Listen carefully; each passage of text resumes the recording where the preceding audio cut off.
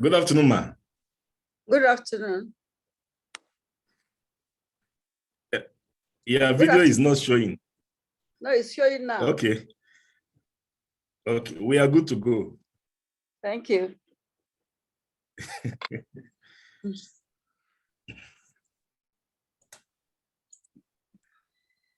Ben, this your smile is contagious. So, Okay. Ben, Good afternoon. Let's please mute our videos so that we can commence. Okay. Good afternoon, distinguished participants. I wish to warmly welcome all of us to Inside the Arena Season 9. Today, Inside the Arena is a very distinguished Nigerian who has left a footprint of honor in the annals of the Nigerian history. She has served this great country in many capacities. And today, by the special grace of the Almighty God, she is the chairman of the board of fellows of the Nigerian Society of Engineers. She served as permanent secretary in the Ministry of Water Resources. She also got to the peak of her civil service career as the head of civil service of the Federation, the first woman to occupy that exalted position. Not just the first woman, the first engineer to serve in that position. It's my honor to introduce our guest today inside the arena, a very delectable, a very distinguished engineer, Ebele Okeke, fellow of the Nigerian Society of Engineers, fellow of the Academy of Engineering, fellow of the Institution of Civil Engineers, London, a recipient of 2 national honors, Officer Order of the Niger, OON, and Commander Order of the Federal Republic, CFR. You are welcome inside the arena, ma. Thank you so much. Thank you. Before we commence, I want to set the rules so that our participants and those who are just joining us for the first time, we know the rules. We have 3 segments of Inside the Arena. The first segment is what we call the direct free kick. The direct free kick, the host will ask questions to the guest, and she will respond to the questions. After that, we go to the corner kick segment where the participants will also have the floor. They will ask questions, and then after that, we go to what we call the extra time. The extra time is the time when we ask questions from some of the answers our guests will provide. And if the fastest fingers, today we have initially the first to send, we go home with the whole prize. But today we have a lot of prizes. All the prizes we have donated, or the sponsor of the prize is Engineer Bemiho. Engineer Bemiho is former chairman of the Nigerian Society of Engineers, Asaba branch. He sponsored these prizes. We have a smart inverter microwave oven as one of the prizes. That will be the star prize. The winner will go home with the smart inverter microwave oven with this beautiful, this is portable air cooler.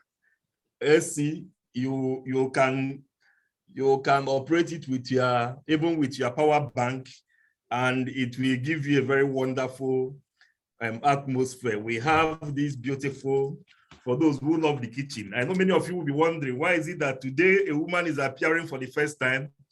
We are having things that have to do with the kitchen.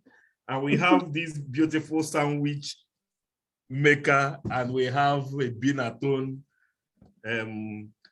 iron. So these are the prizes we are going to be winning today. The first to answer the question correctly, we get the star prize, which is the AC and the oven, and the second goes home with the a sandwich, and a third with the iron. So the first, second, and third, today we are going to be going home with beautiful prizes. And also, we have an important rule during the corner kick section, where the participants will be asking questions. The host has the right, if any question is considered to have gone beyond the bounds of propriety, the host can flag the question as offside. And when a question is flagged as offside, that means the guest is exonerated from answering the question. I think these are the major rules we have for today's event. Let's go straight to our guest. Who is Engineer Ebele Okeke? Can you tell our participants who Engineer Ebele Okeke is? Engineer Ebele Okeke, Engineer Ebele Ofunamaka Okeke is a lady who grew up in Enugu. Do you want me to tell you about my parents and everything? Yes, everything Okay. we need to know about you. Okay. I was born to Chief Jesse Okeke and Mrs. Jane Nayalumo Okeke. My father is from Nnewi, was from Nnewi, and my mother from Atani. Both of them are late.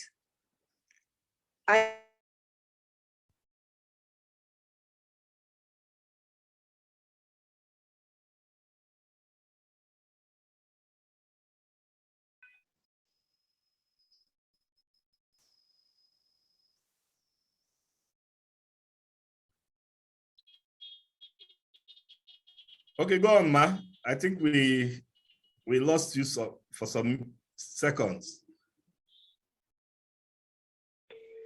Can you hear me? Okay. We can hear you. We can hear you. Ebele Ofunamaka Okeke.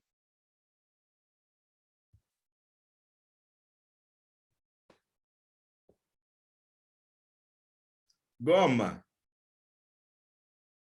Oh dear.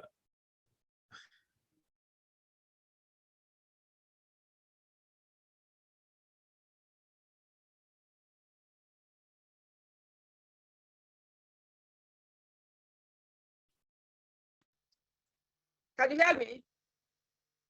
I can hear you, Ma. Hello? Can you go on, Ma? I can hear you, Ma. Can you hear me? Okay. Yeah.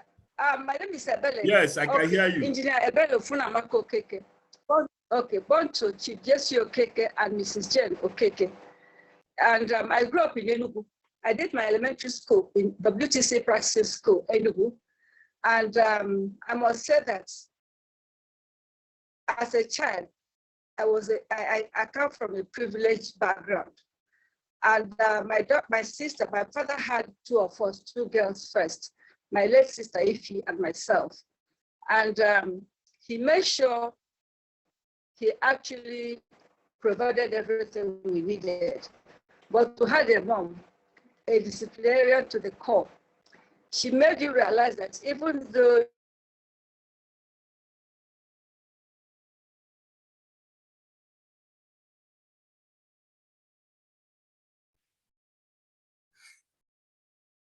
or a man say, cook, steward, we don't do that in our family. Everybody has a name, and you must address everybody by name. So that had a very impressive background to my character. In the school, the WTC Practice School, the principal, Mrs. Akan, late Mrs. Akan, she was a disciplinarian. So that really helped in my thinking. After finishing from the elementary school, while in the elementary school, we had a lady, Mrs. Mary Haden Umolu, a Black American, who married a Nigerian. And then the TV had just come up, and she brought us up in having radio programs and TV programs. From there, I went to the actually Crowder Memorial Girls Secondary School. That's a very Christian school. Madam. Sorry? Hello? Continue, Ma. Continue, Ma. Okay. Go on, Ma. Go on. Okay, I went to actually Crowder Memorial Girls Secondary School, run by missionaries. And you can imagine everything was all discipline. When I finished, I came up with first, grade one in my WAEC. And in those days, you finish, the school year was January to December. So when you finish in December, you have to now wait for about 9 months before you can get into the secondary school, into the university. And in the 9 months, you can either work. And I worked in the Universal Insurance Company in Enugu with some of my friends. One of my uncles was the MD of that place. So it was after that I now went over to the College for Girls, Upper Hill Lane, Southampton, to do my A-levels. And from there, I entered the University of Southampton. That is me, Ebele Okeke. Wow, at University of Southampton, let me take it from there. You studied civil engineering. Why did you choose civil engineering? Okay, it's very funny. Initially as a child, I wanted to be a nurse because I like their uniform, white uniform with white cap and white apron. And I used to be very proud of them. So my mom bought me a toy and I used to dress like a nurse. But later on, when I got into the university, as secondary school, I said, no, let me be a radiographer. So when I came back, after finishing my school certificate, my father had 2 brothers, an engineer and a doctor. Engineer Okeke, most of you know him. He's 98 this year, and he'll be 99 in December. He's my uncle. His twin brother, a medical doctor, late now, Dr. Okeke, called me and said, Ebi, now that you are finished, what do you want to study? I said, I want to be a radiographer. He frowned. I said, what do I mean by that? That I did so well in science. Why should I be a radiographer? If I want, I should go and specialize in radiology. That means I will become a doctor first before doing radiology. So my interest was dampened.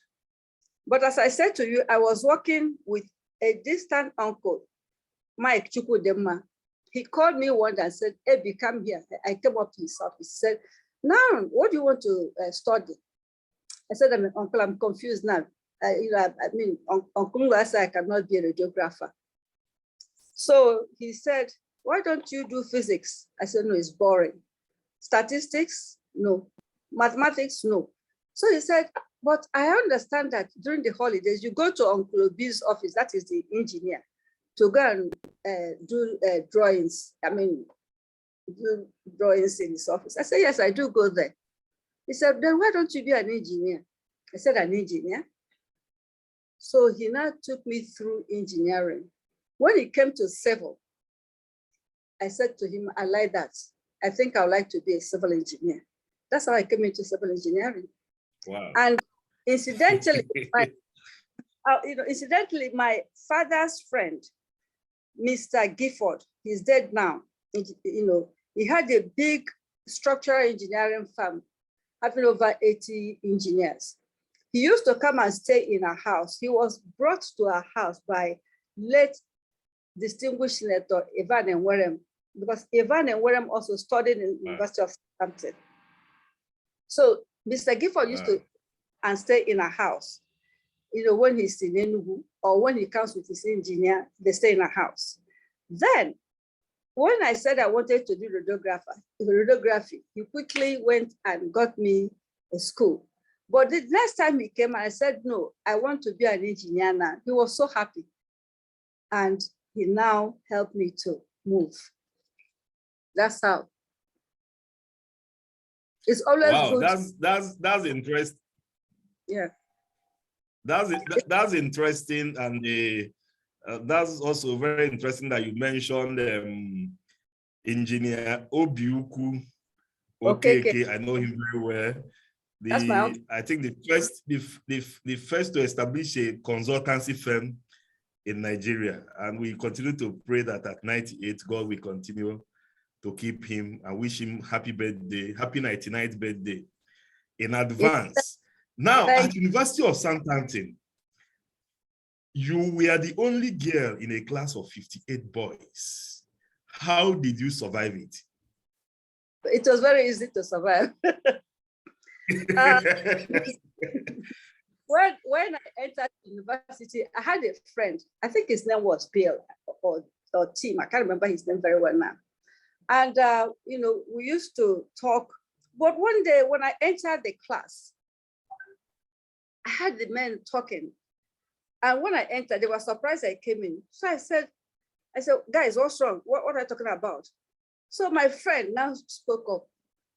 Ebele, I don't have any hard feelings against you, but don't you think you're occupying a position another boy should have taken? I looked at him. He said, you see, because that time we had one girl in electrical, one girl in aeronautics, and one girl in mechanical, and one girl in civil. So I looked at him and I didn't say anything. You know, the important thing, how I survived was, I didn't have to quarrel with them, boys with the boys. I'll give you an example.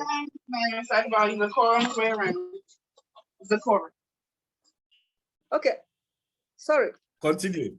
Okay, I remember in the university, the engineering faculty, they never thought of girls coming to do engineering. So the Eustace building, where we used to go in the night to go and do engineering design, they didn't have any toilet for ladies. So I in the night, if I want to go and ease myself, I'll go into the male toilet. I didn't know what used to happen when I was in the toilet until one day I suddenly opened the door and I saw a number of them with their eyes on the pigeonhole. I looked at them, they laughed. I looked at them and I came out. Another occasion was when we went for geology classes, expedition. We came to a place in a valley. We did the geology in a valley and we were climbing up. Then as we were climbing up the hill, I suddenly felt two hands, one holding they were holding my buttocks. So I kept very calm. When we got to the top of the hill, I said to them, what do you think you are doing? They said, we're giving you a helping hand. I didn't quarrel with them about that. And I will tell you another trick they played. You know, in those days, to take photograph of a big faculty, you have to go, the camera goes round. And when I didn't know that they had planned that when it will come to my face, they will now carry my two legs up. And that was how they took the photograph. So the secret was I never quarreled with them. I worked hard, I studied with them, I played with them. And that was how I survived. Wow. Now, let me take you back home. After you graduated from the university, you worked for some years in the United Kingdom before returning to Nigeria. Why did you return to Nigeria? How can you ask me such a question? I worked for 18 months in England. As soon as I graduated, my guardian, Mr. Gifford, got me a job in England with Sanford, Fawcett, Wilson and Bell. They were in Wimbledon, London. I worked with them for 18 months. I enjoyed myself. I enjoyed the work, but I had to come home. You see, it is not like now where you can go and visit your children every school term or or they come home often. No, when I left Nigeria in January 1967, and the Civil War started in July 1967. And throughout my studies, I did not have access to my parents. The last phone call I had with my mother was the day, I think we just spoke and they cut off the line, they cut Biafra off from everybody. So I never spoke to my parents. And I felt that home was quite comfortable and there was no need my staying in England. So I came back. And I like Nigeria, to be very frank with you. You thought home was comfortable. Now Oh, yeah. I take you to the present reality. The Nigeria of today is the Nigeria of today, the Nigeria of your dream. Definitely, Nigeria of today is not anybody's dream. But it's not anybody's dream at all. When I was growing up, So go on, please, go on. I'm listening. you say it's not everybody's dream. If you had gone to London to study today, would you have decided to return back home after your studies? Oh, definitely, I would In have this come back. present reality. I would have come back. I love Nigeria. I would have come back because So tell us about the Nigeria of your dream. the Nigeria of my dream is the Nigeria I grew up in. Then there was nothing like, I mean, at least in our house, there was nothing like, I didn't realize when I was growing up that there was any difference between whether you are Igbo or Yoruba or Hausa or Efik or whatever. I never realized that. Because I'll tell you, my father was one of the financiers of NCNC. My mother grew up in Lagos and spoke fluent Yoruba. During their campaigns and things like that, when they come from Lagos, I remember Mr. McQueen, the secretary of NCNC, they will come to our house, they will eat, they will be entertained in our house. That is NCNC. Action group passes through, my mom speaks Yoruba, so they will stop in our house and they entertained. So it wasn't like politics of killing yourself or do or die, as the way I saw it as a child. And then I had friends who up to now, like I had some friends who are from Cross River. You know, when they went back to Cross River, I couldn't understand why they did.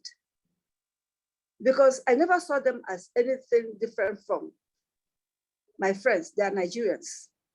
And when I was growing up, I remember in Onitsha, when we go to visit my grandmother, you know, Onitsha had a lot of Northerners. And, you know, from what we understood, during Christmas, the Northerners will sew dresses for their children, just like the Christians will do, and everybody will celebrate. During Salah, the same thing will happen. So there was no difference as to the type of hatred we have now. But still, that wouldn't have made me stay out of Nigeria. I love Nigeria. I love I love the way we live. We are very warm people. We are nice people. It's just that things now, there are things that are happening that you cannot understand. But I believe that with time, by the grace of God, Nigeria will get back to its old self.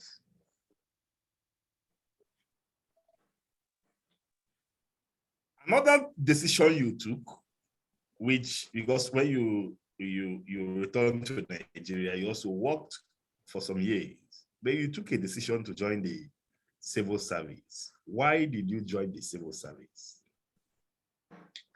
Okay. Initially, when I came back to Nigeria, because I like things properly. When I graduated as a civil engineer, you know, in England, when you work as an engineer, you're supposed to do your professional exams. And if you're working in the private sector, you know, it is very important. Your grading depends on whether you're a professional. You know, that is where you've done your professional exams. And even when I came back to Nigeria, I decided that I must do that. My father had wanted me to join the civil service, Enugu Civil Service. And I insisted that I want to work in the private sector. As you know, looking back, I think it was a painful experience for my dad, because I remember when I came back, I came back when we landed in Enugu. There were so many people at the airport from Ministry of Works, all the top ranking people from Ministry of Works of the state, they were all there. And I suppose the thing was that I will work in the service. It was then, that day, I realized when the journalists were interviewing me, that I realized that I'm the first female civil engineer. But I said to my dad, I would like to get my professional exams through. I wouldn't like to join the civil service. It must have been a very painful experience to him. So I did my professional exams, MICE, that is Institute of Civil Engineers of Great Britain and Ireland. And I did the Nigerian Society of Engineers exams. And the last office I worked in was in Ibadan, Gifford and Tolefe. Remember I told you Mr. Gifford, my guardian.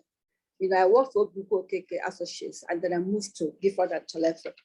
And when the company folded up, I have to tell you this because she's somebody I grew up with, Ngozi Onyado, Angela Onyado. She's late now. I went to her house, and normally when I go, we eat rice. We stay and eat rice and we crack jokes. Then she said to me, Ebi, I said, Ngozi, from Monday, I'll be an applicant. I don't have a job. She said, but I told you that Dr. Martins of Water Resources is a close friend of mine. So she spoke to Dr. Martins. Then you don't have to, not the way people are looking for jobs now. It's just a matter of, if there are vacancies, they'll invite you. So I went and I was interviewed and given a temporary appointment until the Civil Service Commission interviewed me. So I finally joined the civil service. My father was very happy. And he had told me something about life. He said, Ebele, if you want to be rich, you work in the private sector. But if you want to do something for the country and also to have power, you go to the civil service. And I think he's right. In the civil service, if you are genuine, sorry? If you are genuine, you give back to. I'm just trying to quote you. If you want to be rich, you work in the private sector. Yes. And if you want to make impact, contribute your quota to the development of your nation, you work in the private, in the public sector. That's interesting. In the civil service, because apart from serving your country, you have power. That's it. So I joined the civil service. I was very pleased to be there. Now let me, still on the civil service, you rose through the ranks of the Federal Civil Service and retired as head of the Civil Service of the Federation. Did you ever imagine you would get to that apex position? Of course not. Considering the decision you took. So how did you feel when you finally found yourself at that position? I never imagined, I never even thought of being the head of service. I will tell you why. Over the years before I became a head of service, even before that level of head of service, most of the permanent secretaries were taken from those who did the humanities. The first permanent secretary I knew that was an engineer was Engineer Popola, my director in water resources. He was the first engineer to become a permanent secretary. So, being an engineer, normally they don't think that you should become a permanent secretary or anything like that. But with the breaking of the ceiling with Engineer Popola and then the others that came from other like accountants, I knew that what I wanted out of life was to be a permanent secretary. And that is because in any time, there are only about 47 permanent secretaries in the country. And that was where I was aiming. But God now gave me an extra and made me the head of service. I was quite surprised. God indeed gave you an extra. Yes.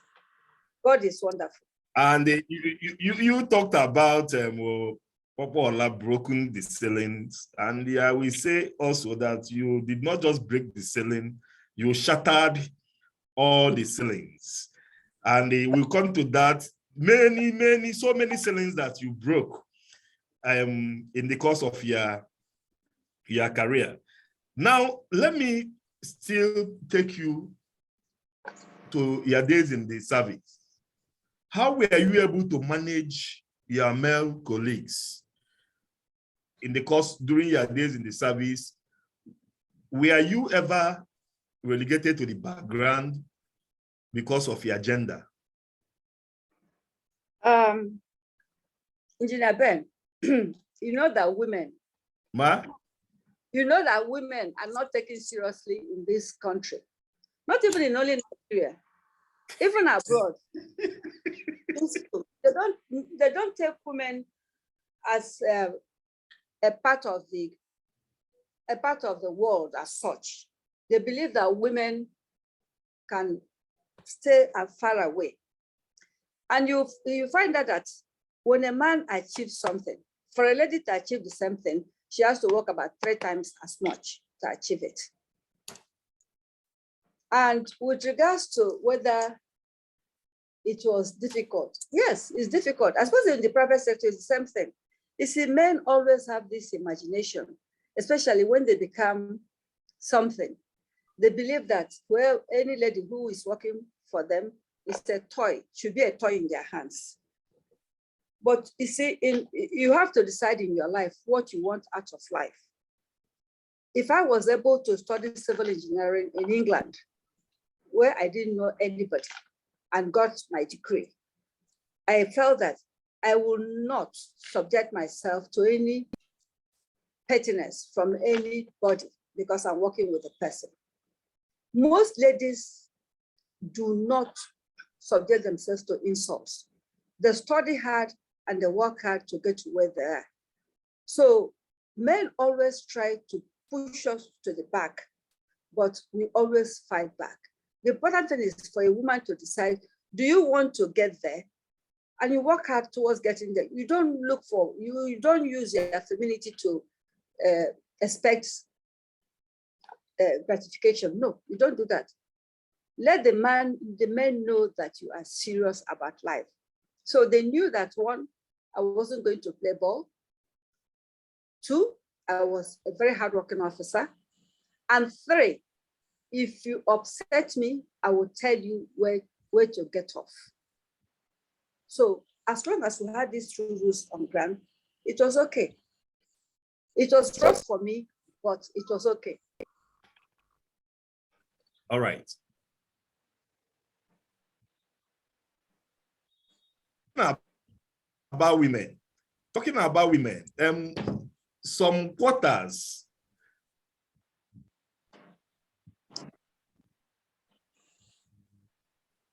that women have all it takes to compete and excel above.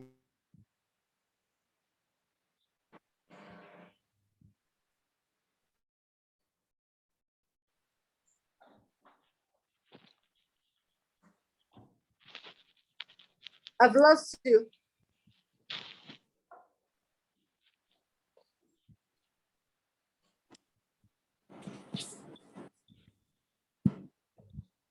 Hello? All right. He will come back. He will come back. Okay.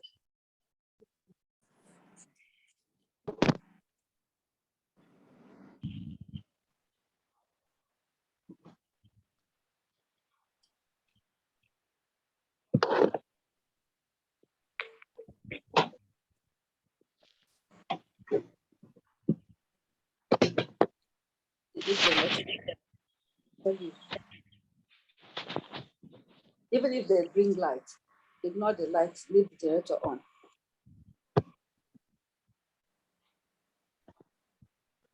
Hello, ma. Yeah, hello? Did I take your light? Can you hear me, ma? I can hear you. Sorry. Okay. I said, What I was trying to ask you is this. okay. What I was trying to ask you is this. In some quarters, some believe that women have all it takes to compete and even excel above men when given an equal playing playing field. They are of the view that concession, or what we call tokenism, prevents women from realizing their full potentials. Your achievement in life, even in male-dominated fields, were there as a result of diligence or affirmative action? No, definitely not affirmative action. I told you, I worked very hard to get to where I am, or where I achieved in government. I worked myself to the bones, but I enjoyed every minute of it.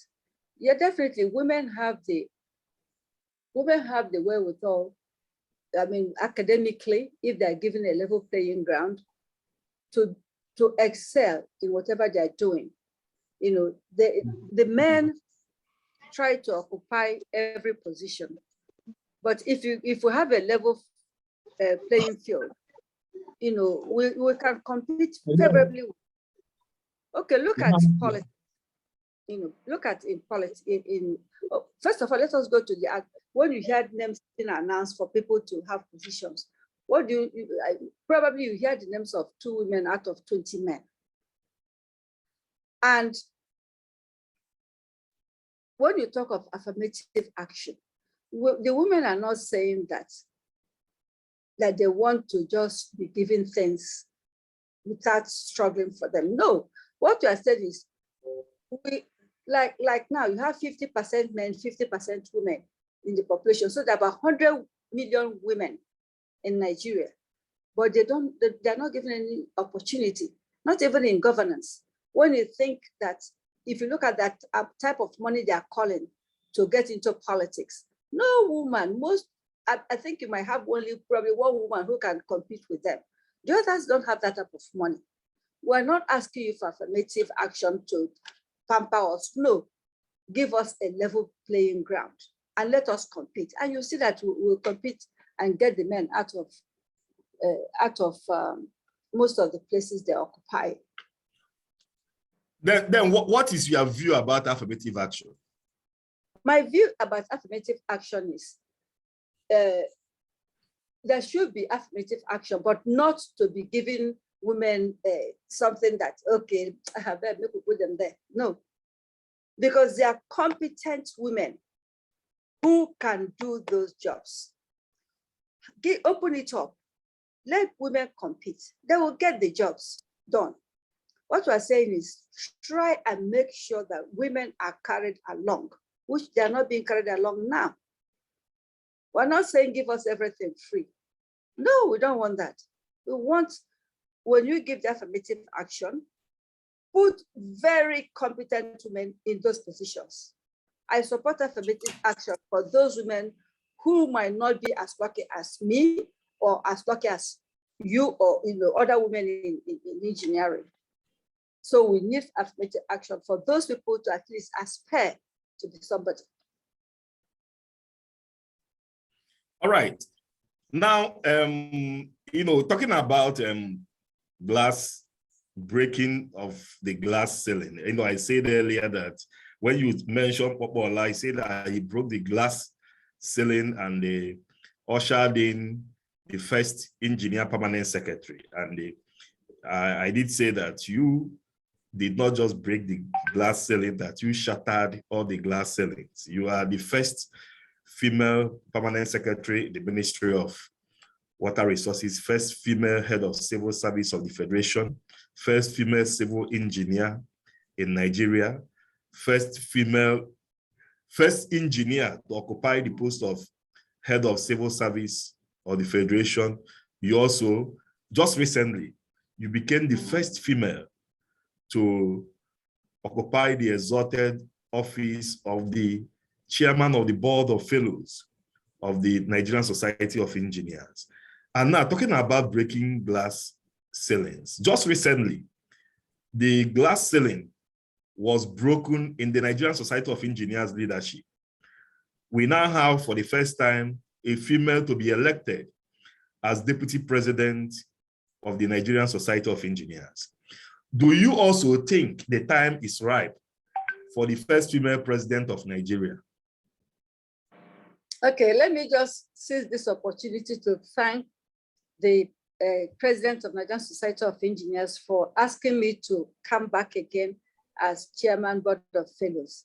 My President, thank you so much. And I thank the Nigerian Society of Engineers that Engineer Oguntola is now a Deputy President. But let me ask you, Engineer Ben, how many years has Nigerian Society been in existence? And your people are happy. Since 1958.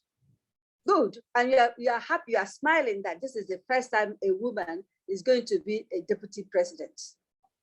It shows you how Nigeria is. The men think that everything is theirs. The women should be at the background. Now you're asking me, that is not the thinking of Nigerian engineers.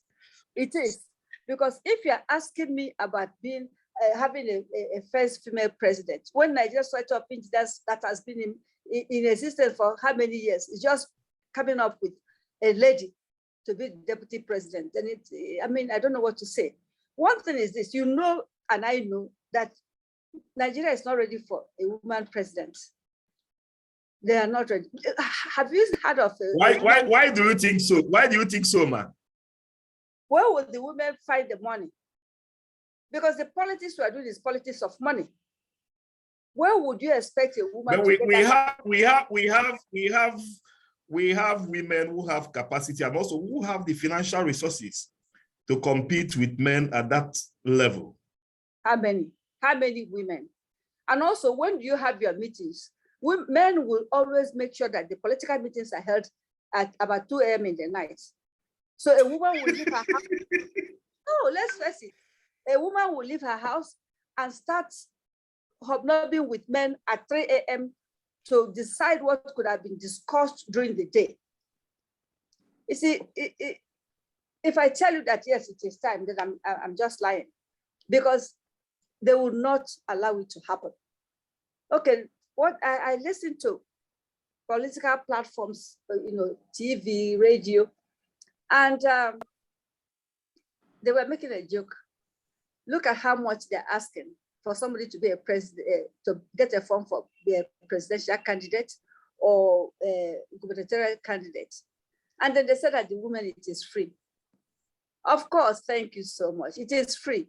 But the men were laughing and said, but the women will never be picked. It is free. You pick up the form, you will never get there. You will not even you won't even get to the primary.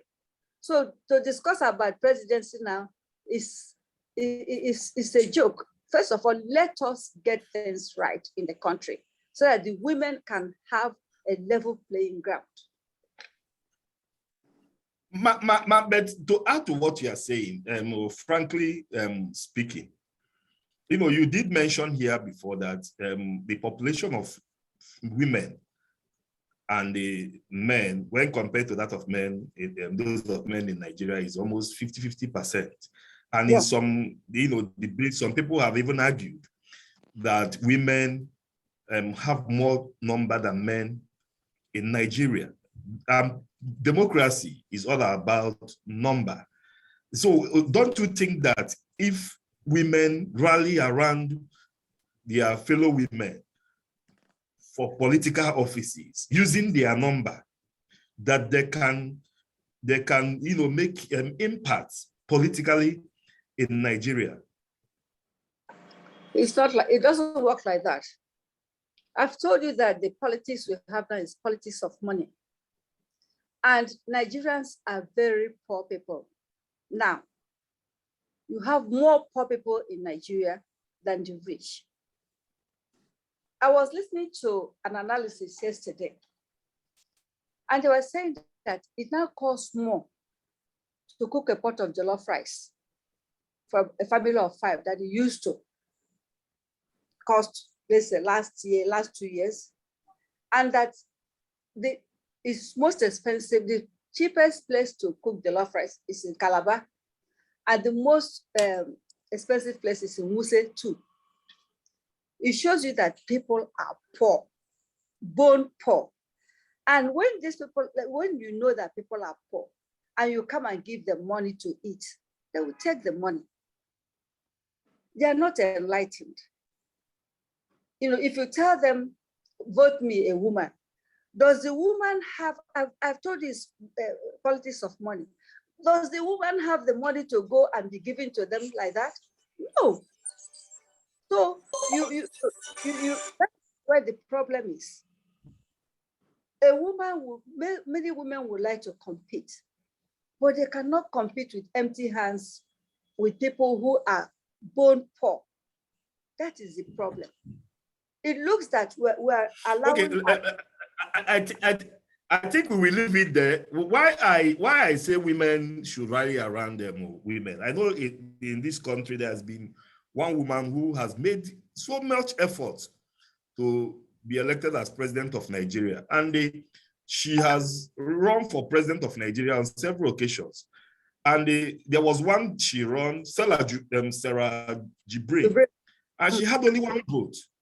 That means that's for the PDP primaries or party primaries, which means she was the only person that voted for herself. And in delegates that came for that primary, we had hundreds of women that participated in that primary, and none of them voted for her. She had only one vote. That means, and that vote definitely must be her vote. So that was why I was saying that if more women, rally support for their fellow women, that we may get to that, just like the Nigerian Society of Engineers, the last election. I believe that women also massively supported the person that won the election. That's why we have broken that ceiling in the society. And I pray that in subsequent years and also in the country, that we are going to one day have a woman that will emerge as the president of this great country. Now, let me ask you, the civil service of today and the civil service of your time, can you compare the two?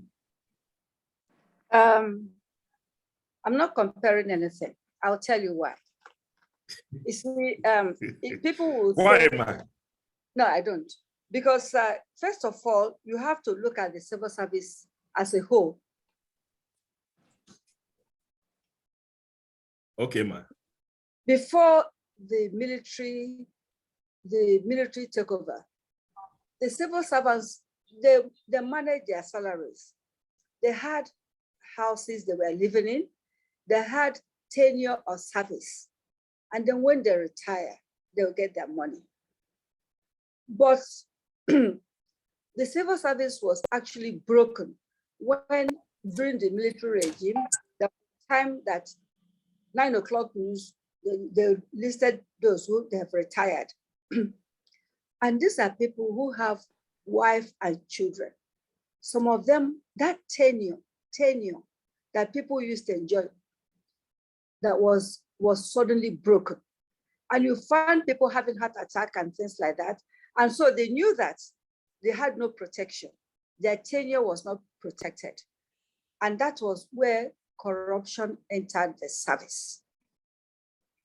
One, civil servants should be paid living salary. The salary they are paid now is so small. There was a situation where a colleague of mine, he was a director at that time, and his youngest daughter joined one of the parastatals. The parastatals are very well paid. And one day I came to see him, I came into his office, and he was saying to me, wow, do you know that my little daughter is earning almost the same salary as I am? This is a man who's worked for about 30 years at that time. And his daughter, his last daughter, entered, let's say something like a parastatal, public sector, private business. And she was earning something like almost the salary of the father. So civil servants, you see, there are things that have to be put right before we start all this comparison during my time, during this time. Let us pay civil servants a living wage, a wage they can take home, not a wage that will stop them halfway. Now, let there be training and retraining of civil servants as it used to be. When I started work, I know how many training programs that were available for civil servants. I was able to travel to so many places because I was given the opportunity to enrich myself, build myself up, building of capacity. Now, the working environment. Tell me, how many offices have light? When they take light, probably the only person that might have light is the office of the PAMSEC and the minister and probably the directors. Every other person is in darkness.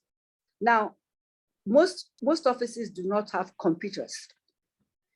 People now spend their little salary to buy those computers to use. Let us get these things right. If you get it right, you will see that the civil service will do extremely well. I remember during the time of late Umaru Yar'Adua, the president, may he so rest in peace. And I was making a presentation for the civil service. One of the ministers just said, this civil service, this, that. So the NSA then said no, a retired military officer said no. Give the civil service the things that people have in the private sector, and you see that they will excel more than the people in the private sector. And that is what I want to happen. So I'm not going to compare the service I was in and the one after me. Let us, first of all, get the civil service right. Because you have big brains, you have people who are very intelligent, and people who want to work, and people who are really genuine. Let us do that. All right. Okay. Let me also ask you this question. In your days in service, especially as permanent secretary, how were you able to handle interferences from political office holders vis-a-vis the civil service rules or bureaucracies? Okay. Civil servants are trained to work harmoniously with their political appointees, like the ministers. Civil servants are not supposed to belong to any political party. I know you've heard the word, any government in power. We're there. Every government needs a civil service. And so once you are a civil servant, you are supposed to behave in a certain way. Political appointees will always try to infringe. They are trying their luck. Like I just told you, when you look at the amount of money that they are paying to pick up the ticket, know that things will get worse in the service.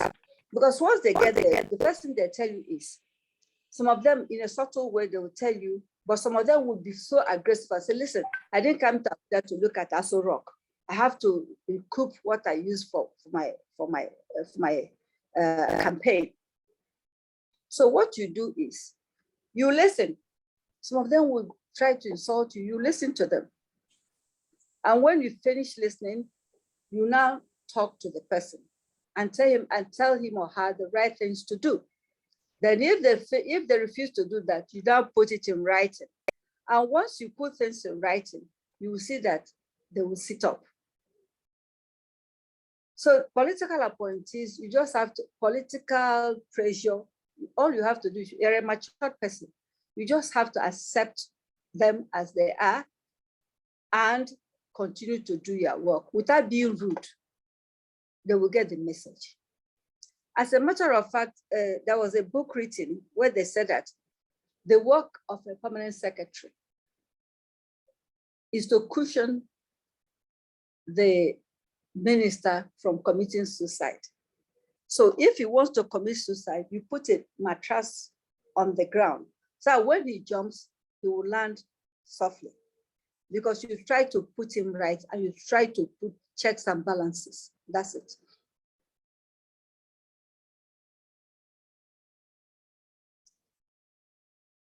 Hello? It looks like I've lost you again. No, I can hear you, ma'am. Okay. Yeah. We are following. All right. I love that the job of a permanent secretary is to cushion the minister from committing suicide. Now, what were your major achievements in office? Which of them do you consider? Which of your achievements can you consider as your major achievements in office? Okay. I like building capacities. When I started work in water resources, we had a division of water supply and irrigation. At a point when the ministry got bigger, we had a division of water supply and then a division of irrigation and drainage. And my officers, when this happened, they were so demoralized. They said that, what are we going to do? What is in water supply? I said, what do you mean? I said, okay, let's start having meetings.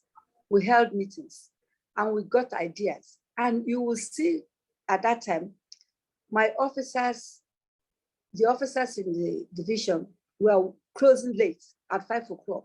So the other officers said, what are you people doing that you work extra time? They said, we are working. Some of them wanted to come into the department. I said, no, don't allow them to come in. Let us build this water supply.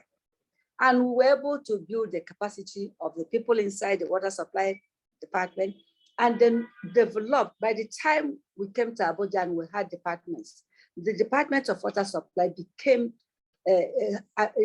became one of the biggest departments. We were able to set up, attract a World Bank loan of 173 million. And we were the biggest, we had the biggest project in the ministry. Okay. And so, and another something I have is this. I don't look at people, like if Ben, if I meet you very well and I look at you, I will know your character, your shortcomings, and your positives. I will concentrate on the positives to start off with. And by concentrating on the positives, we'll be able to now look at the negative and I will change your character. I love doing that. So that is one thing I'm good at, capacity. Wow. And during the time of the president, Yar'Adua, I also, at that very meeting I mentioned, we got approval to get more intakes into the system so that we have succession planning and also to have training for people. Another achievement, which I love very much, is the issue of the procurement cadre. It was during my time that we set up the procurement cadre. And because it was necessary to have properly trained people doing procurement. But the one that really, each time I remember it, I thank God, is the one of pensioners. When I came in as head of service, before then, I've noticed that you see a lot of these old people on Wuse. I think they're either police or military pension, and they lie outside. So when I got in as head of service, I now noticed that there was something wrong in the pension group, because the EFCC will come, take 1 or 2 people, bring them back. Then one day they lock an office. I said, no. I said, first of all, tell the EFCC they can't come and lock offices. If they have any problem, let them write to me. So I now set up a committee to look at pension issues. And they looked at pension issues. And I took the findings and discussed with Mr. President. He gave me a go-ahead to clean the place. And we were able, at that time, during my time, we were paying pension regularly. There was no, any month we paid pension as of when due. And this was why I was given an award by the Pension Association of Nigeria to say thank you to me. You cannot work all your, only to go back. The little money, tiny money they give people, some people will sit on it. I think it's strong. So these are some of my achievements. All right, thank you. That's very commendable. And I just, when you were talking, I read some of the comments and I was reminded by Engineer Oguntala that it's not just, you didn't just break the glass ceilings in the civil service and all the accomplishments we have mentioned, that in this program inside the arena, you have broken the glass ceiling also, that you are the first woman to appear inside the arena. Talking about all these achievements you have achieved, including you have bagged many honors. You are a fellow of the Nigerian Society of Engineers. You're a fellow of the Institution of Engineers, London. You're a fellow of the Nigerian Academy of Engineering. You have been conferred with 2 national honors: Officer Order of the Niger, Commander of the Federal Republic. Do you, consider yourself lucky to have accomplished all these?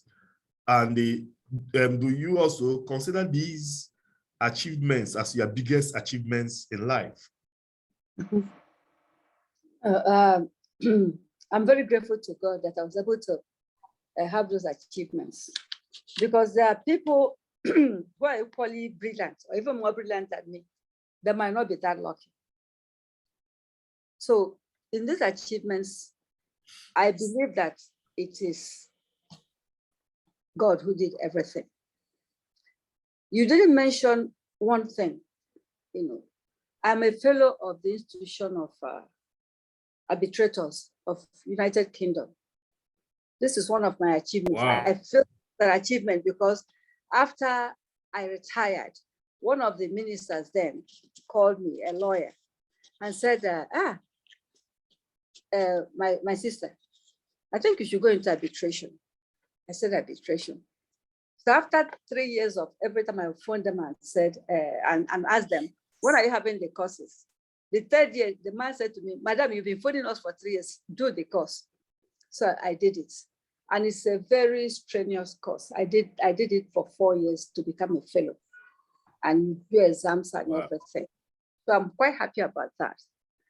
And another achievement, which you have not mentioned, which I want to mention because it is very dear to my heart, the water supply sanitation activities. If you notice, whenever I have anything to do in a hall, I always make sure there's an aspect of it that covers water supply and sanitation. This is because these are things I want every engineer who's listening to take home with him. Wash activities are very important. It's like a vaccination you give to yourself every day. And it helps you to keep alive and helps you to look after your children and not lose any of your child before the age of 5. So I worked in that sector even when I retired. There was a time I was going to Geneva ever so often because I was on the board of the Water Supply Sanitation Collaborative Council. And at the point I could chair that international organization with an American. So that wash aspect is very dear to my heart. So that if you're inviting me for something, know that I would like you to have a wash activity that is water supply, sanitation, and hygiene added to it. It is very good for your life and the life of your children. Wow, that's interesting. Now, let me ask you this question.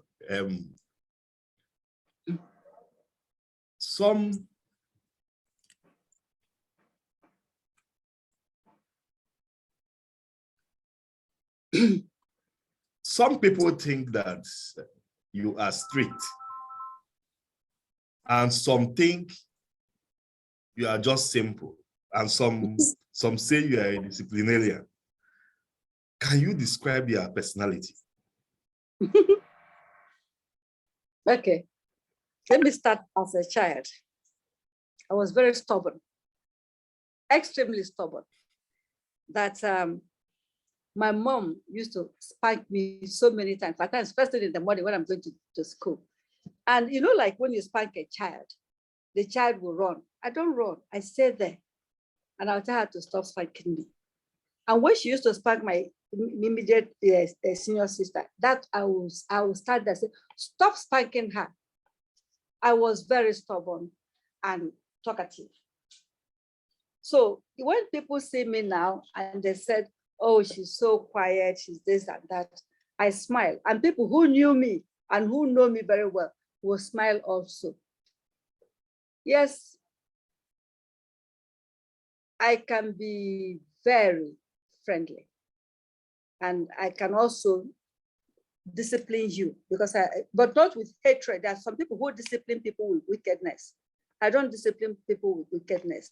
I discipline people the way you discipline your children. You discipline them with love, tough love. So you can say that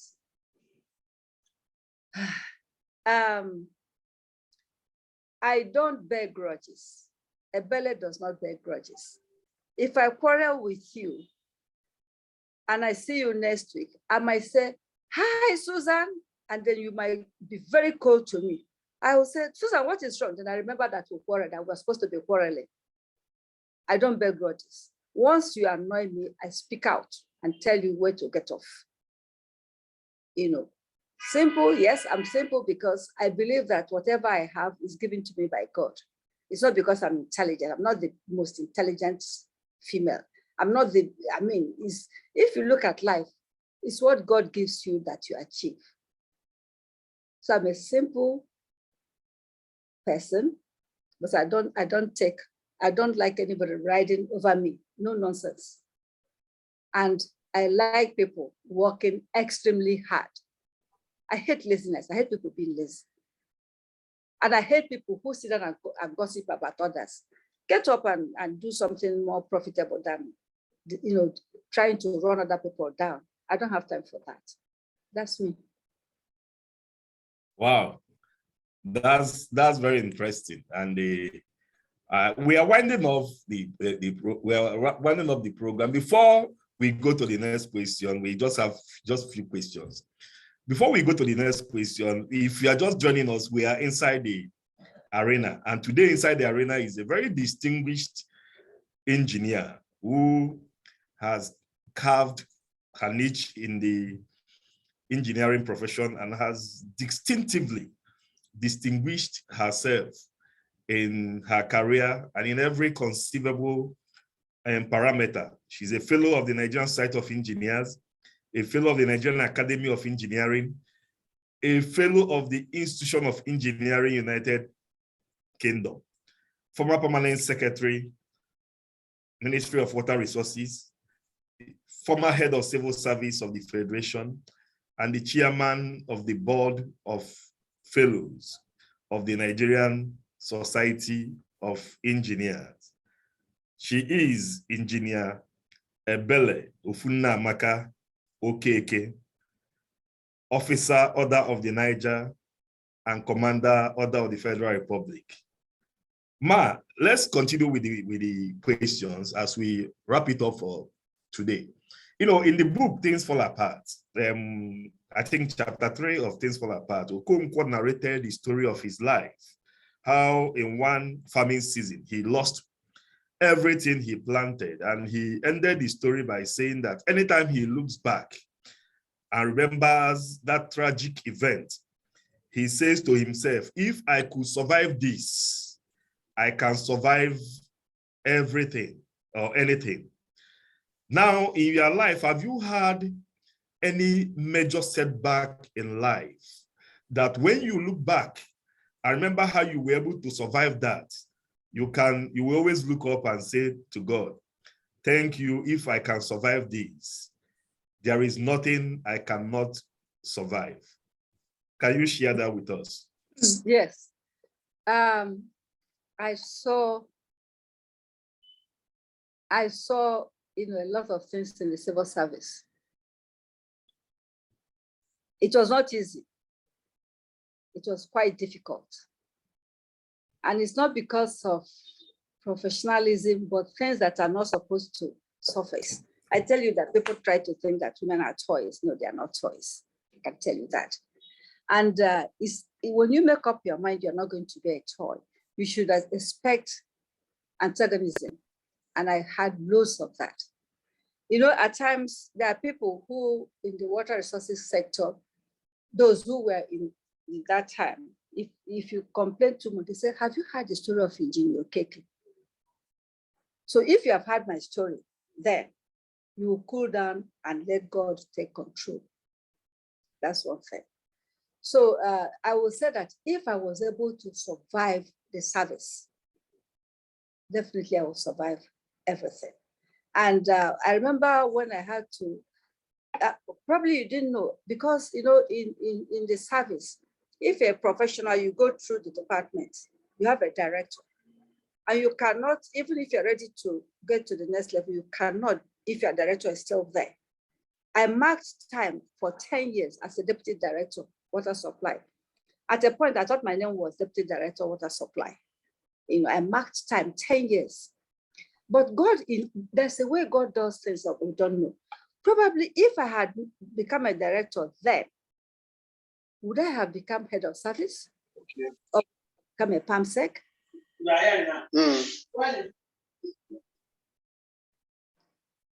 Hello? Continue, ma'am. Yeah. So, you know, the only, you know, that's the only, when I look at it, when I finally got promoted as director of rural development and moved to agriculture, I remember when we go for meetings and the directors, they were all male. They'll be so annoyed. Did you hear what the minister said? Did you hear? I said, what did he say? They will all look at me. He said, you mean you didn't hear? I said, I switched off my ears. You see, in the process of the hardship I had, I learned to be strong, very, very strong. My first director, may he so rest in peace, Dr. Martins, very intelligent guy. I learned so much from him. What I learned was, I learned the way his intelligence, I picked up from his intelligence, the way he ran the department. But under him, I had a lot of problems. But I thank God that I was sensible enough to learn the way he ran departments. You see, he was very confident of himself. He didn't have to compete with anybody. When anybody comes for a meeting, he will call you, the schedule officer, and then he will say, okay, you know, okay, what is this meeting about? Once you finish, then you pick up from there and start talking. So I learned that. If I survived all my directors, and God help me, I can survive anybody, the ministers, everybody I survived. Okay. Now, I would have asked you the next question, but I just saw something one comment I want to address before we ask you the final question. That comment is that many people think that the problem of Nigeria when it comes to corruption resides in the civil service. That if you can clean up the civil service, you can solve over 80% of Nigeria's problem. Talking about corruption, do you subscribe to that assertion? Okay, I don't I don't know if the person heard me when I was saying that the issues that you have to address in the civil service, the very poor salary people are earning. There's no more tenure of, you don't have tenure of service. That is, you are comfortable that when you retire, you will get your pension and everything and the tools to work with. But that doesn't mean people should be corrupt. Don't get me wrong. But I don't think 80% of the corruption is in the civil service alone. There is corruption from outside, from the contractors, from the assembly and everywhere. There is corruption. From the political people, there's corruption.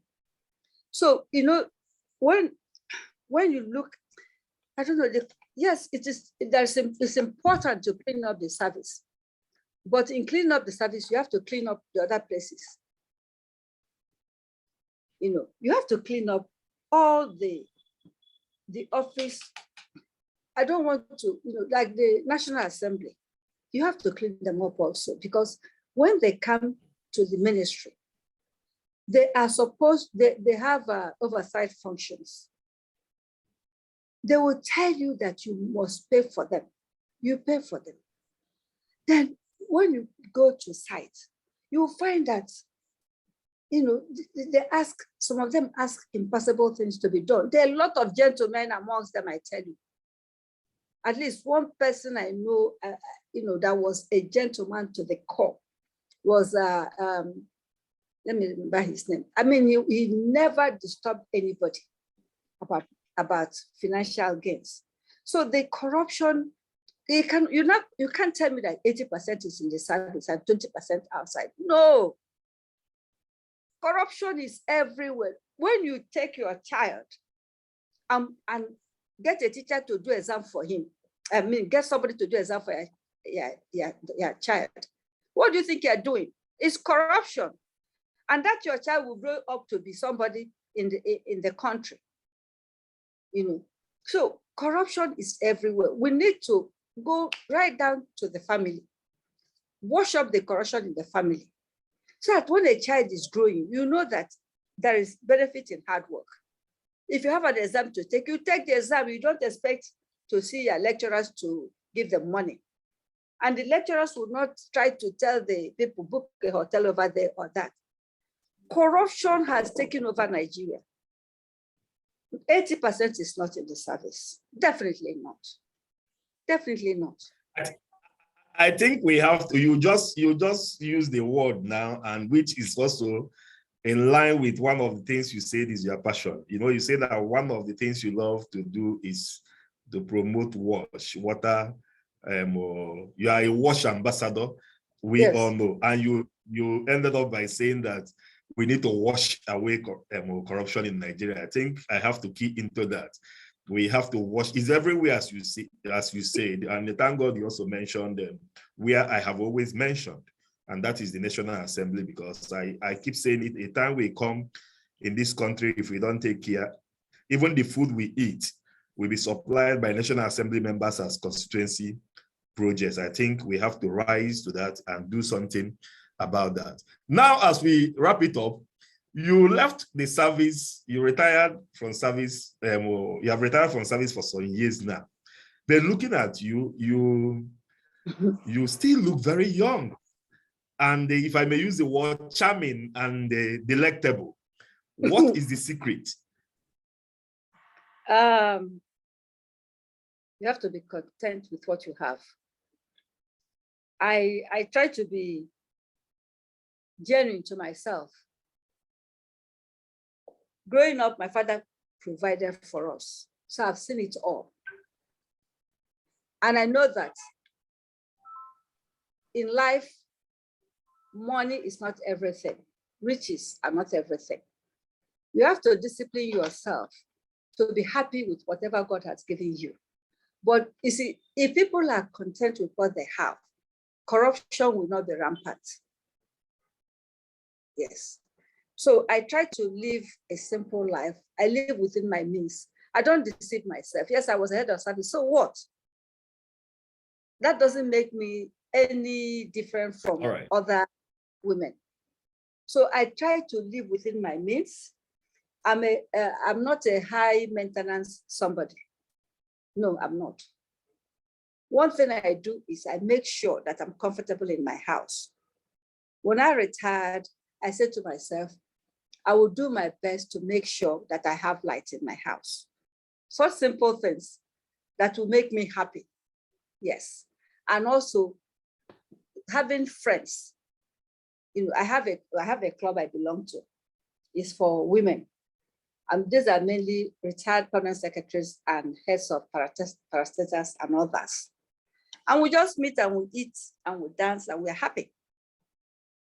You know, it's just a matter of making yourself happy. I try to play games. Okay. Okay, now before you go to games, I think you are trying to answer some of the last question I want to ask you. What do you do in your free time? Oh, okay. As we wrap up. In my free time, I try to be very busy. I try to exercise. I try to play golf. I try to cook. I try to, I do a lot of gardening. If you come to my house. Oh, you play golf too. Yes. I haven't played for No, some time. No wonder I saw Engineer Lanre Shagaya. Though I will follow him up on that. He said he was going to register me with the IBB golf club. Yeah. He is here. He has joined us inside the arena. In fact, he's one of, yes. He's a member. After the program, I'm going to acknowledge his presence. That's interesting to hear that you also play golf. Now, are you a member of a political party? Nope, I'm not. Are you sympathetic to any political party? What's the difference between one and the other? There's no difference. So why would you can be a member? You may not be a member of a political party, but you can like a certain political party, or you can prefer it to another political party. What is the difference? I want to ask you. The people. That's what I'm trying to That's what I'm trying to explain. That you belonging to a political party means that you are a card-carrying member of that political party. But you may not be a card-carrying member, but you associate or you are sympathetic to that party. That's what I'm saying to you. That's just what I mean. Sympathetic to Mr. A because he's in party A. The next year he goes to party C or goes to party B. Then the following year he comes back to party A. So what are you being sympathetic for? All I'm doing is I'm watching and I'm praying that the right person will always rule Nigeria. You are watching from outside the arena, but thank God you are inside the arena today. Okay. All right. Okay, that's interesting. What's your, on a final note, what is your advice for young engineers, especially female engineers? And also your advice for, you're an engineer, what is your advice for the Nigerian Society of Engineers, for the Council for the Regulation of Engineers in Nigeria? And finally, what do you wish for Nigeria? Let me start with the last one. I wish Nigeria will return to being the Nigeria we know. The Nigeria where there was love. The Nigeria where there was nothing like ethnicity, where people, like human beings, where people used to travel around without any molestation. I know I visited all the state capitals of Nigeria, at times by air, by road, and there was no fear of anything happening to me. Now, my advice to the young engineers, especially the women, is, I know it's a very difficult time. Most of you have graduated and finding it difficult to get jobs. But I say, please, don't give up. Don't give up.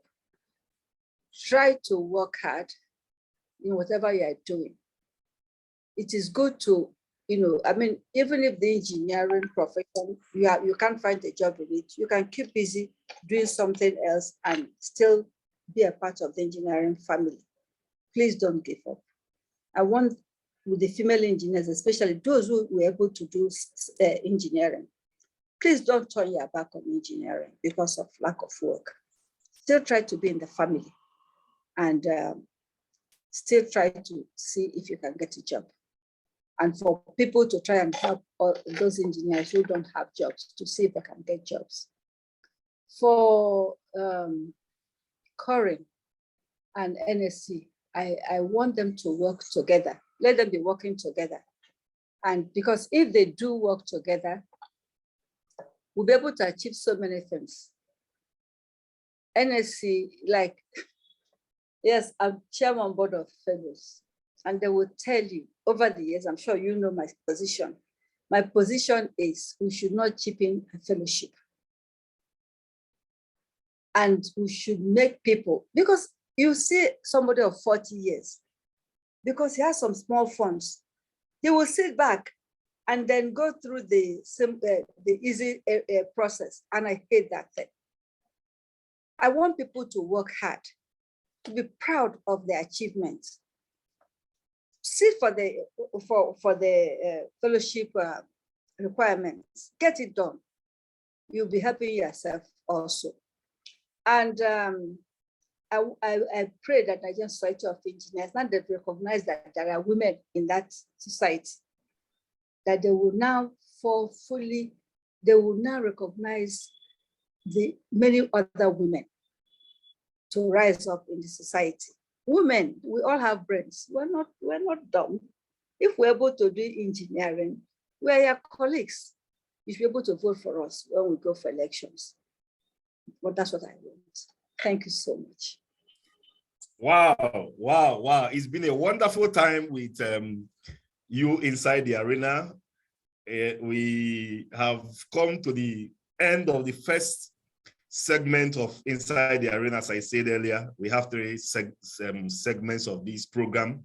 The first is the direct free kick, where the host will direct the questions to the guests. And then after that, we go to corner kick segment. And before we go to the corner kick, I want to also briefly remind us of the rules. The rule is that if you have a question to ask, you raise your hand. If you click the raise hand button, you will be asked to unmute yourself. And then please, let us make it limited to one question each. And let us forget about compliments or exchange of pleasantries. If you are just unmuted, you go straight to the question and ask your question so that we can accommodate other people to make their comments and to ask their questions. Please, I can see Engineer Adolu Odushote. Thank you very much, Engineer Oko, and thank you, Madam. I listened to your discussion from the beginning, and I'm just thinking, when you were 16 years old, thinking of Nigeria the way it was then, things have changed so very significantly to what it is in Nigeria now. You said so too. What would you say to a 16-year-old girl today in Nigeria who wants to not only shatter the glass ceilings now, but really, really melt it and make it evaporate completely, or even if it is not that serious, to make her own part as God has ordained in her world, particularly in Nigeria this time? What would you advise if you would say one or two statements of advice to her? Thank you. For a 16-year-old, can we take them in batches of two so that okay, you can respond to them? Engineer Camila Maliki.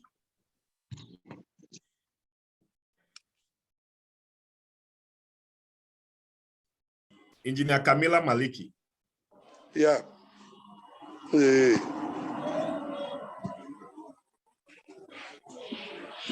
Go on, sir. Okay.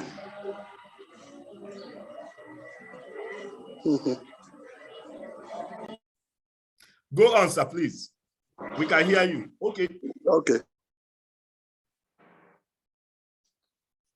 You can go on, sir. I think he's having problem with it. Can we take Engineer Maliki? Are you back? Amazing. Yes, I'm with you. Okay, go on. With you. Yeah. My question is to the Amazing is that I want to find out in our engineering career, what relationship did he create with NSC, either at the branch or the national level? Because I saw that she was complete. She said, why is it now that we now have a lady or a woman as a prospective president? I want to know whether she had at one time or the other been very, very active in the affairs of Nigerian Society of Engineers. All right. Okay. Thank you very much, sir. Now, can you respond to these two questions so that we can allow the other people to ask their questions? okay. For a 16-year-old girl in this present day Nigeria, The advice I would give to her is to remain focused. Let her know that life is not a merry-go-round or a playfield. Let her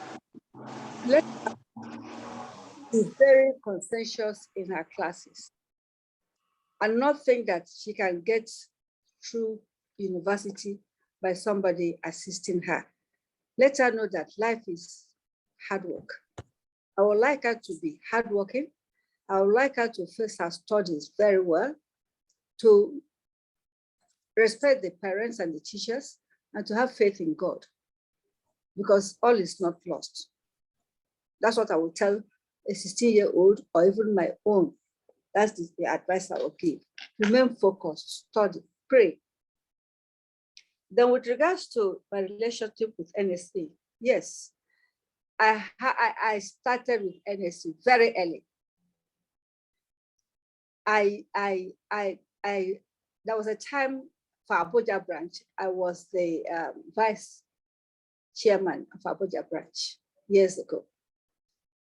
And the issue of Upwell is a division of NSC.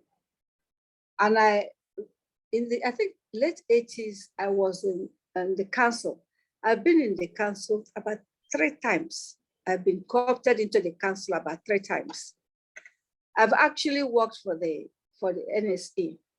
I've been on a number of committees. There was a time I was a member of board of trustees.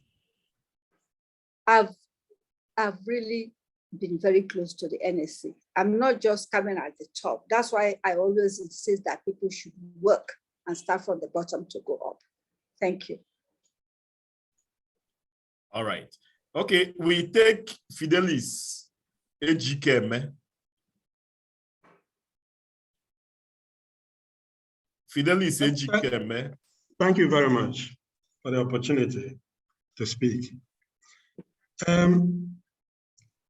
Engineer Okeke, would you believe, as I do, that Nigeria urgently needs reforms in education, training, apprenticeship, and experience?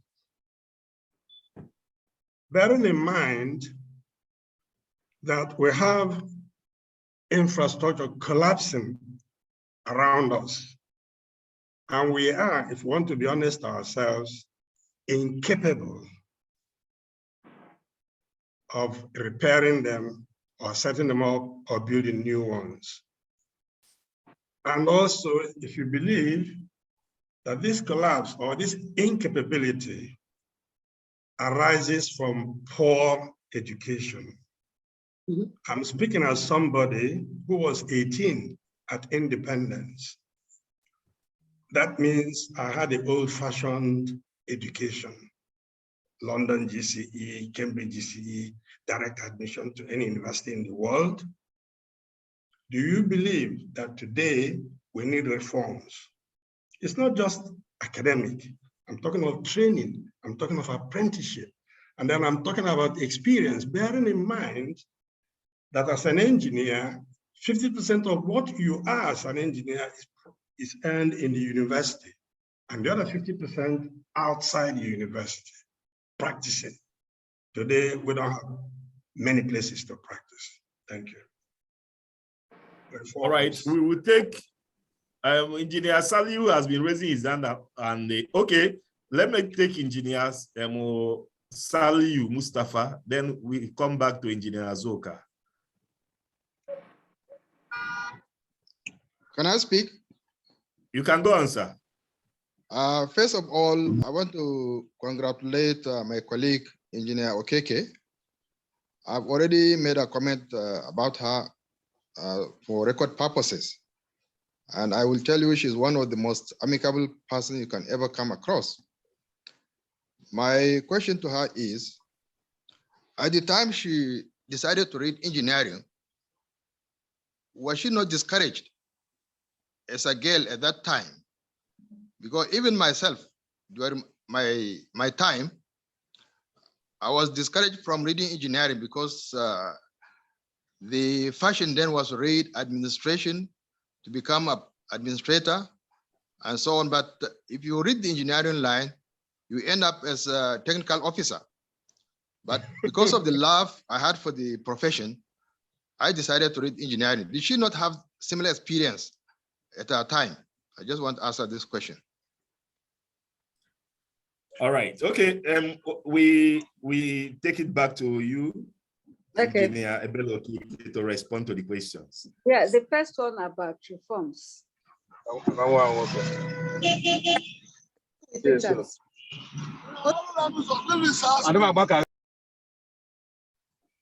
I agree with him that we need reforms in a number of sectors. Because, okay, people do, let's say, engineering. In Nigeria, as I understand, they don't have what they need to use. Some of them who do computer engineering might not have computers available for them to work with. We need to really reform our educational sector. We have to prioritize our educational sector. I don't think enough has been put into education. Because when you look at certain things that you see on WhatsApp, where children sit on ground in a country where we can at least get them a classroom, I think we really have to do something more for education. And also it's important to make sure that people have learned some skills. Very important. They have to learn some skills. Because if most people, when they graduate now, and they don't have a skill, they'll be looking for a job and they will never find one. So it is important for people to be skilled and people to be taken through training. Like before, they have the government training centers where if you want to be a mechanic or something, you are trained and given the skill, But now everybody is a plumber, everybody is a mechanic, everybody knows everything. But it is important that we have reforms in those areas, get back the government training centers back, so that if you want to be a tiler, you would have gone to that school. It's embarrassing that you have to, if you want good tilers or good cooks, they'll tell you that I have a chef, he's from Togo. I mean, what nonsense is that? This is something we can take care of in the country. These reforms are very important. Yes, the structural collapse, because people are trained these days and they don't have on-the-job training as such. Even in the university, they don't have all the equipment to use. And the lecturers are not trained and retrained. You see, because there's importance in training and retraining. Why do people go to have treatment abroad? Because the doctors do not have training and retraining. I agree with him, we need reforms in all these places to make sure that people are properly trained, people are given on-the-job training for them to be able to handle some of the lapses and things that we experience. Professor Mustafa, thank you. He was SA to Bunu Sherif when he was a minister. I remember he said to me after some time, he said, I used to think that civil servants didn't work, that they didn't have any work to do. He was surprised that he was extremely busy and people were busy.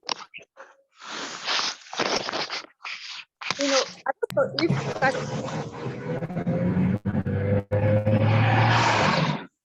Prof, I don't know if you started from the beginning in watching. My case, I didn't have any discouragement because I Azuka, unmute yourself. I didn't have any discouragement. I was already in the midst of people who are doing engineering one way or the other. As I said to you, my father was a railway contractor. Then, how many Nigerians are contractors? But he was listed as a railway contractor. And so he was, conversant with the civil engineering aspects of things. Then my uncle, Engineer Okeke, who is 98 this year, and who you all know, I think he was the first person to start a consulting firm. And so with all these people, I was lucky at the time I needed to to grow. I was surrounded by a number of people who have come back from either United States or America or England or somewhere surrounding me. And so it was easy. When I said I wanted to do engineering, there was nobody tried to discourage me. Rather, the funny aspect of it was when I got to England, because I was so lonely, I wanted to come back home. The mind of a child, I said to myself, let me do sociology.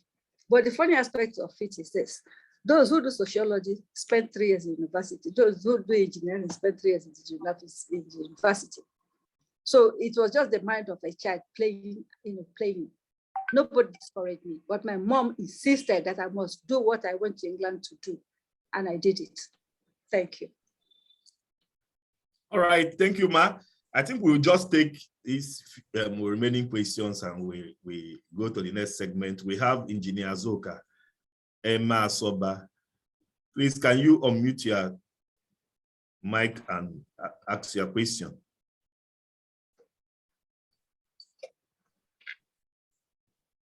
Engineer Azuka, Emma Asoba. If he's not ready, we take the next person who is Ify. Please, can you show us your face? Can you ask your question, please? Okay. Good evening, everyone. I hope I'm not the only one who is not an engineer in this Inside Arena, but it's a great privilege. I must thank Engineer Ben for inviting me to this Inside Arena. Oh. I'm a journalist, a broadcast journalist, and I must say, Madam, you are a role model, and not just to the engineering sector, but it cuts across. I have learned so much, and I'm grateful for that.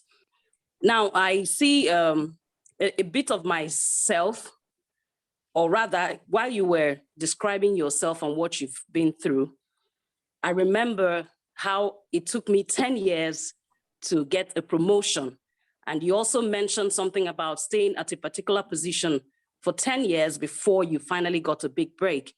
Now, my question is, while you were waiting and working with many directors, as a female, what were those things that you were able to do so that you could pull through? Were there particular things you did so you could work with all those directors without having it to tell on you? Because there's this saying, if you can't beat them, you join them. But I don't believe in joining them. So if I don't believe in joining them and I can't beat them, what exactly do I do as a female in this aspect? Okay, thank you. And let me quickly explain. The person that just spoke, if you listen to political platform, you will be conversant with that golden voice, Ify Nwanwobi. Or if you watch AIT News, she's one of the newscasters at AIT. And thank you for joining us. Ikenna Okonkwo.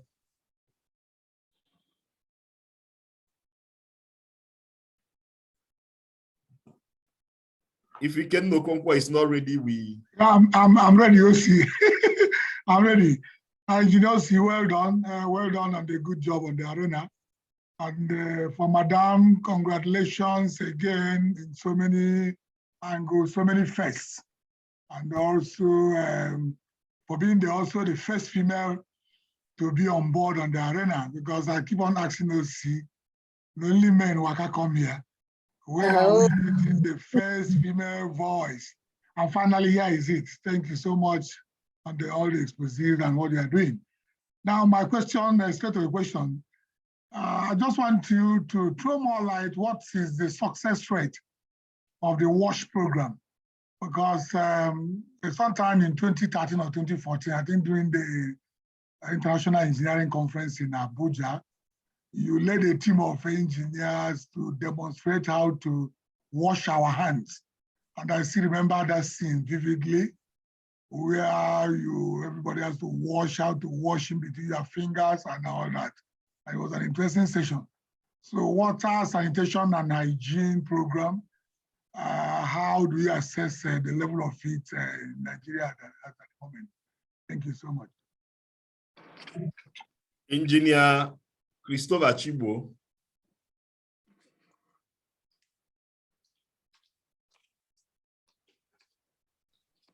Hello. Hello. Go on, sir. Hello. We can hear you. Yeah, we can hear you, sir. Okay. It's a great evening to have the person of Engineer Bello take the platform.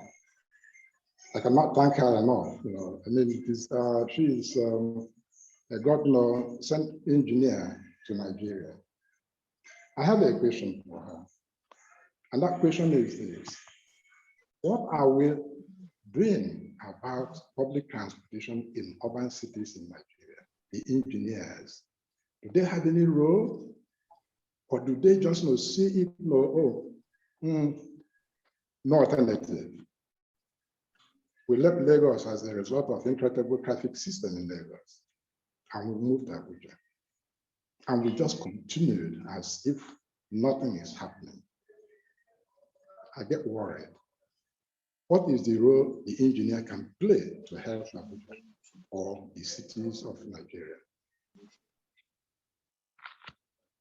All right, thank you, sir. I think the last person, so that we can wrap it up with that last, Charity, Engineer Charity is the last hand I can see. Sir.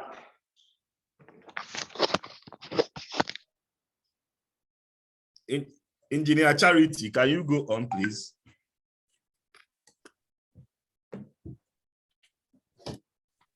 Yes.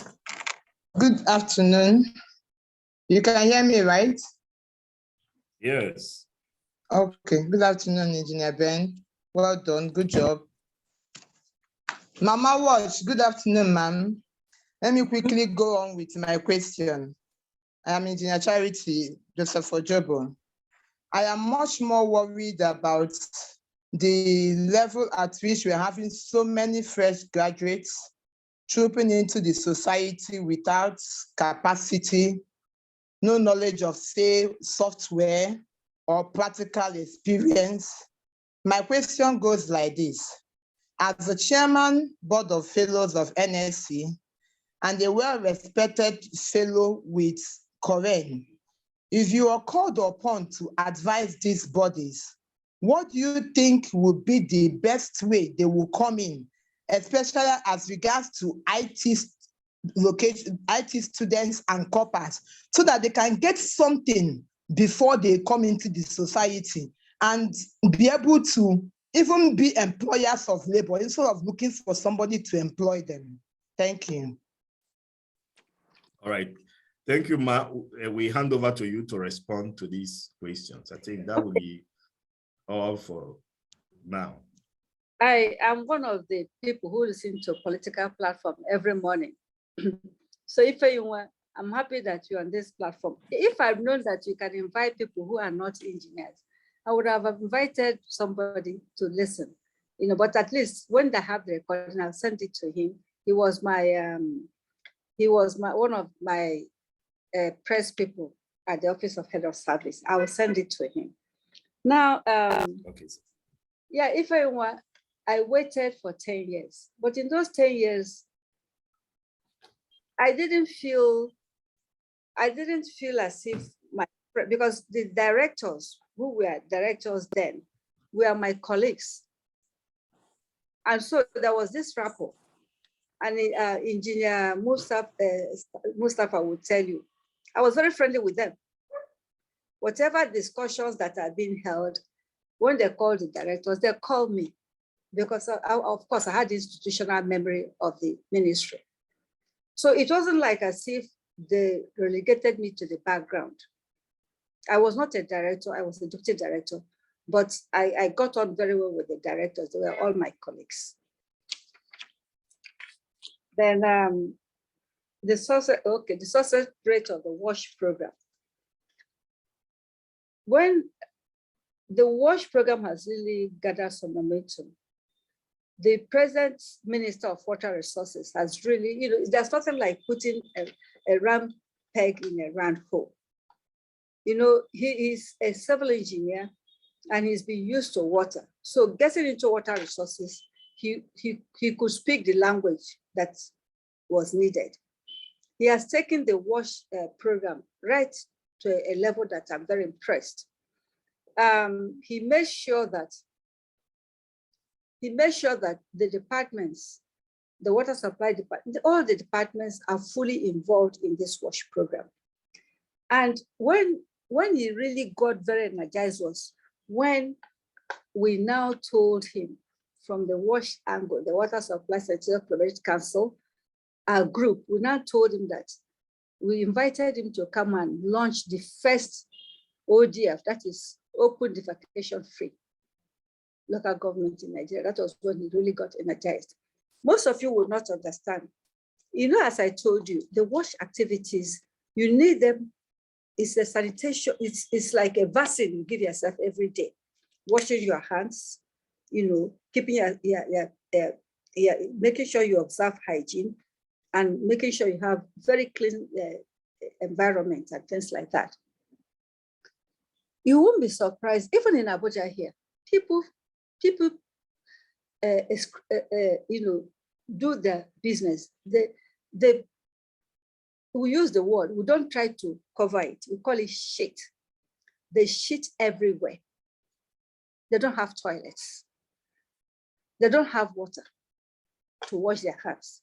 So the same thing affects the children.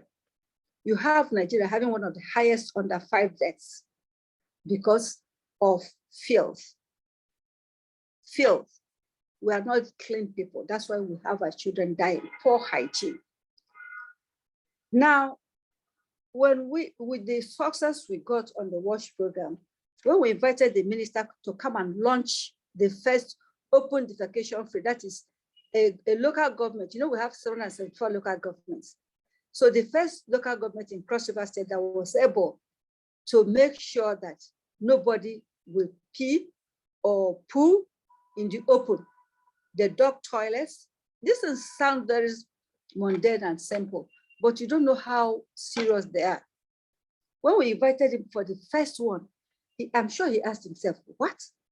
Out of 774 local governments, we've only been able to achieve one. That was when he now got in full swing. And now, I think last week, I was listening to a program, we now have 78 LGAs. It is still small, but it is quite big. So we are making progress. And I'm talking to everybody here now, please, you can be a WASH ambassador for us in wherever you are, even in your home.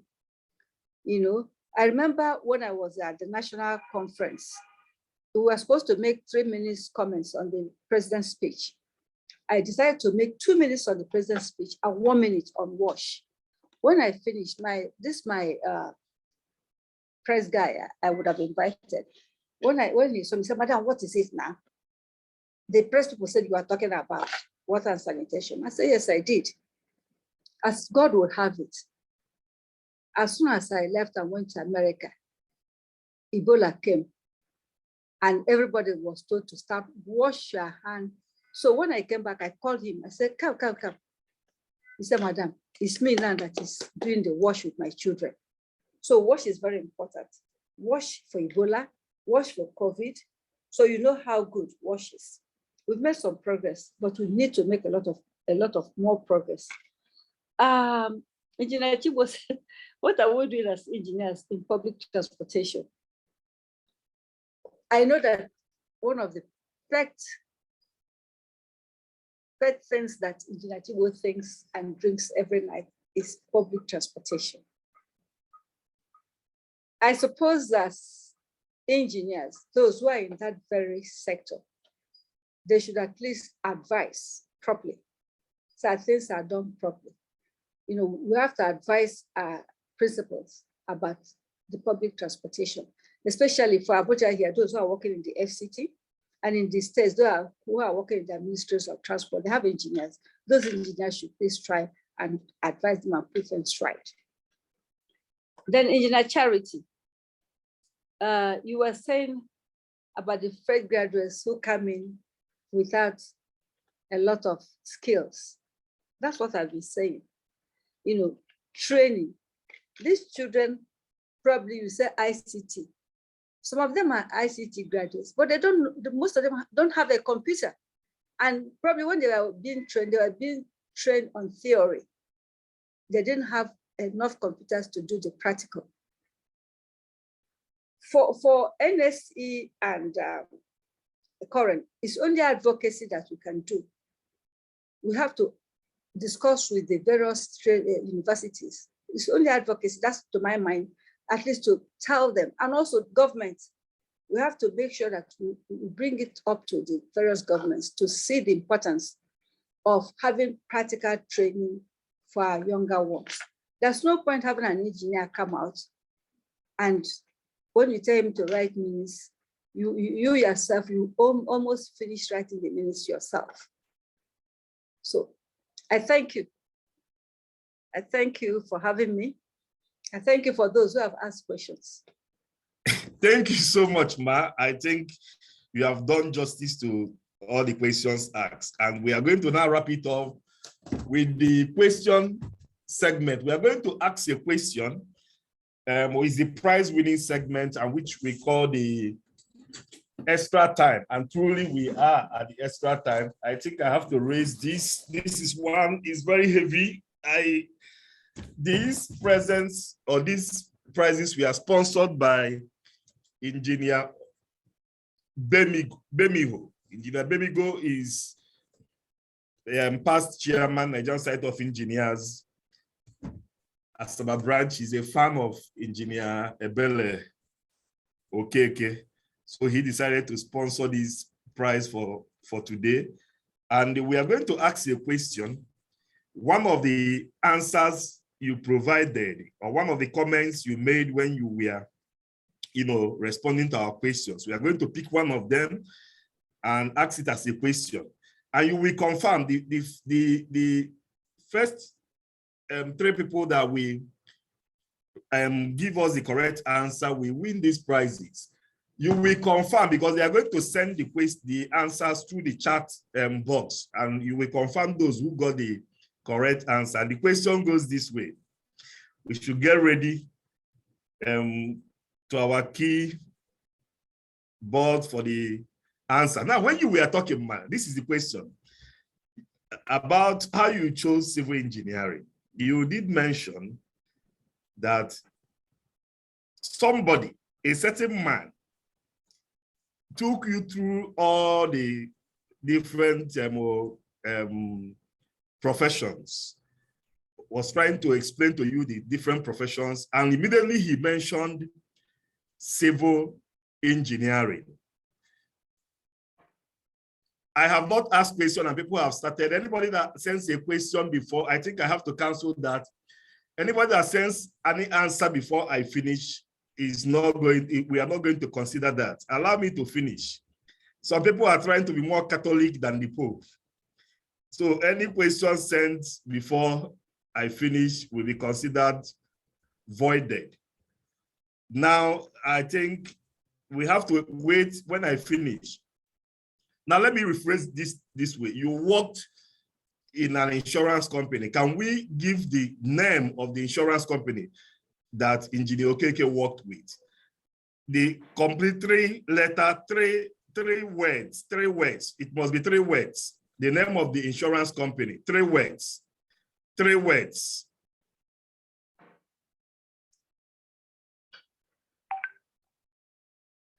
Okay, the answers are coming.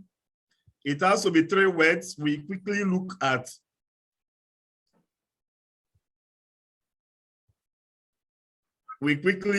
that. Before we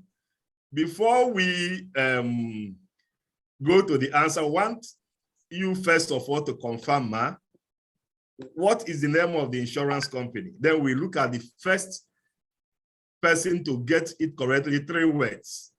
Universal Insurance Company. Universal Insurance Company, the first to get it correctly, 3 words, is number 1, we have IFI, Universal Insurance Company, and we have 2 Kingsley Emeka, and we have number 3, Oyo. Sorry, I may not be able to pronounce this well. Broker. Oyo Vivio. The first time I saw was, the first time I saw was Oluchi, followed by no. You know why? One, she did not. You know why I will not accept that one? One, she did. I said 3 words. Okay. And number 2, I will not accept that. You know why? Even if she got it correctly, we will not have accepted that. You know, when you have a competition like this, then we always say that the family friends of the host or friends of the host will not participate. If you look at the surname of the Oluchi, you will know that there is a connection between the surname and my surname, and that we may not be able to accept. Actually, that's my wife. She participated in the program, but I told her with the issue that she is disqualified from participating in the competition. So that is that is the rule. So we take the first 3 people that got it correctly. We have that answer 3 words, and the first is Ifi, and we have Kingsley Emeka, and of course we have Oyo. I think I have to put it at Oyo Broker. Please, can we see your faces? As for Choco, I owe you one. Thank you so much. Thank you so much, sir. Please, can we see their faces? Can you mute their... First of all, please, can you show us your face?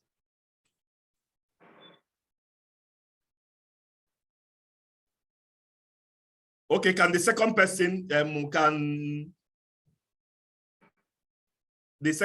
show us his face? The second person to Kingsley. the correct Kingsley, please, can we see your face?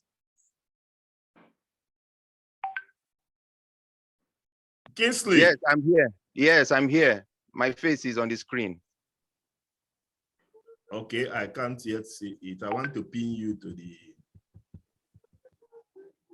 I want to pin your face. Okay, can you talk so that it can... Hello. Yeah, hello. Okay, I'm trying to get your face so I can pin it to the... Okay. Okay, all right. Okay. Okay, this is me. Onyomibo is the name. Okay, I can see. All right.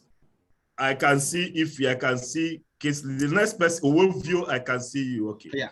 All right. I say a very big congratulations to 3 of you for participating today. In fact, we had to even shoot beyond our limit of 100, but some other people joined us online because it's being transmitted live on Facebook and the YouTube and the Twitter, and also at LinkedIn. The program was being transmitted live. We say a very big congratulations to 3 of you for winning our prize for today, and we say a big thank you to Engineer Bemio for sponsoring this event. We are going to get your prizes. After the program, you contact me. I will. You come to the office to pick your prizes, and we are going to send the photograph to the participants to know that you have claimed your prizes. The next edition of Inside the Arena will be on the 30th of this month, and it's a special day also. We have a man who I will say was born to be president. He was born to be president. In every sphere of his life, wherever anything he touches is presidential. And that is our very distinguished engineer, Habu Gumel. He will be inside the 10th edition of this program. So on that note, distinguished participants, I wish to thank you all for participating in today's event. I want to sincerely appreciate an army of our highly revered and respected senior engineers. There are more than 40 of them. I cannot call all their names, but I want to say a very big thank you to them for joining us in today's edition of Inside the Arena. And on that note, we have come to the end of today's event, and I remain your host, Engineer Ben O.C. Oko, signing out. And I say a very big thank you to Engineer Ebele Okeke for spending this time with us. And we continue to pray that God will keep you and will give you more strength to continue in your good work towards the development of this great country, Nigeria. God bless you all and have a wonderful evening. Thank you.